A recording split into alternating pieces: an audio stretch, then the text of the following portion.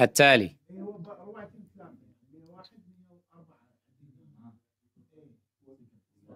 هل شاهدتم وجهه بعدما وجد الرواية؟ قام يقرأ بصوت منخفض ويفكر كيف سيخرج من هذه الورطة يا إلهي، ويقول للشيخ ياسر الحبيب: اقرأ الرواية أنت، اقرأها أنت.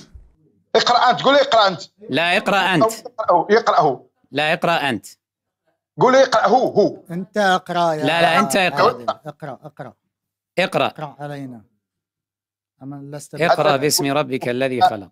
واضح الصدمة كانت قوية. يقول له: اقرأ أنت، وهو يعلم أنه لا يملك نفس الطبعة. يعني يريد أن يهرب حين وجد الرواية في مصنف ابن أبي شيبة، والتي كان من الصبح يتحدى الشيخ ويقول: إن وجدت أنهي المناظرة. فماذا فعل حين وجد الرواية؟ شاهدوا المهزلة والفضيحة. اقرأوا معه. اسمع قولوا يتابع معي.